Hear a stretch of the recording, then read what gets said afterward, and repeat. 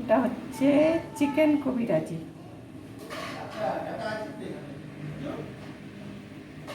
আমি ভাবলাম একটা জিনিস যখন করছি তোমাদের সাথে শেয়ার করি। এটা হচ্ছে কিমা আর আলুকে একসঙ্গে অল্প করে পেঁয়াজ দিয়ে আগে ভেজে নিয়েছি পেঁয়াজটা, তার মধ্যে চিকেনের কিমা আর একটা গোটা আলু সেদ্ধ দিয়ে আমি এটা ফ্রাই করে নিয়েছি। এর মধ্যে আমি দিয়েছি সল্ট, একটু হলুদ আর অল পারপাস মশলা, যেটা আমি বানাই, দেখে নিতে পারো আমার চ্যানেলে, সেইটা মিশিয়ে এটা বানিয়ে রেখেছি। এবার এইগুলোকে আমি কাটলেটের মতো, এই যে কাটলেটের মতো করে আর ব্রেড ক্রামে কোটিং করে নিচ্ছি। এতে আর ডিম টিম কিছু দিইনি, এটা দিয়ে একটা স্ন্যাক্স টাইপের বানাবো, তো ভাবলাম তোমাদের সাথে শেয়ার করে দিই। শুরু করে দিয়েছিলাম, এটা মনে হলো যে তোমাদেরকে দেখাই। এইভাবে নিচ্ছি, নিয়ে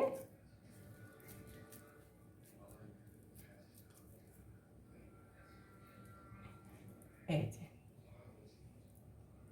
করে ব্রেড ক্রাম দিয়ে এটাকে কভার করে দিচ্ছি। এক্সট্রা ব্রেড ক্রামটা না চেপে চেপে দিয়ে বাকিটা ঝেড়ে দেবো, তাহলেই হবে। এখানে আমি তেলটা বসিয়ে দিয়েছি, সাদা তেলে ভাজছি। এবার এই তেলটা বেশ ভালো গরম হয়ে গেছে। এবার আমি এটাকে লো টু মিডিয়ামের মধ্যে রাখবো, রেখে এগুলো ভেজে নেব।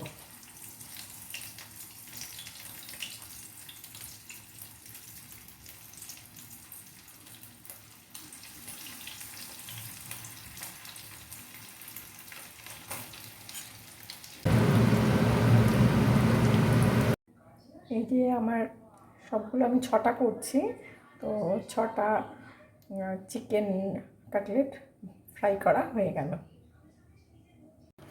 আমি এখানে প্যানের মধ্যে তেল দিয়ে গরম করতে বসিয়ে দিলাম। একটু বেশি করে তেল লাগবে। তেলটা গরম হোক ততক্ষণ আমি একটা ডিম ফাটিয়ে নিচ্ছি। এই একটা ডিমের জন্যে এক ছোট টিস্পুন,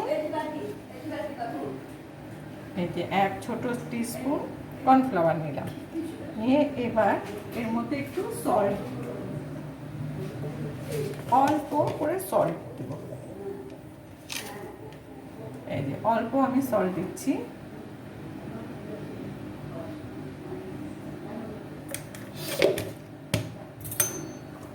এবার এটাকে খুব ভালো করে মিক্সড করতে হবে।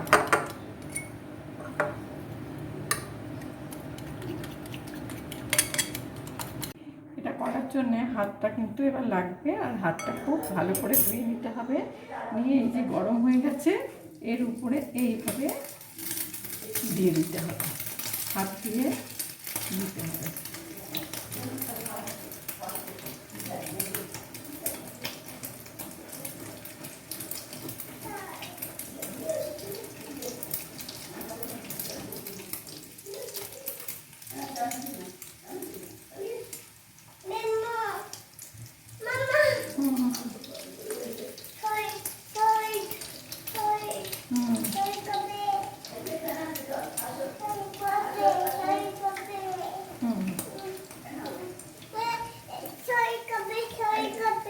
দেব, এই দেখো এটা এইভাবে এরকম হয়ে যাচ্ছে। এইবার এর মধ্যে এই যে বানিয়ে রাখা কাটলেটটা এইভাবে দিয়ে দেব, দিয়ে এটাকে আস্তে আস্তে মুড়িয়ে নিতে হবে।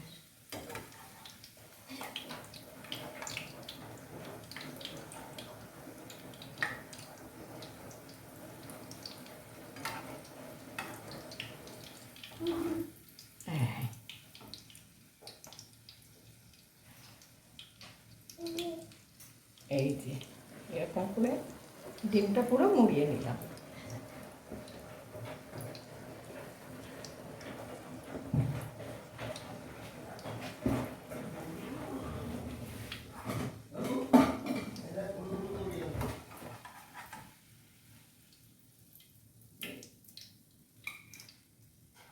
এই দেখো আমার চিকেন কবিরাজি রেডি।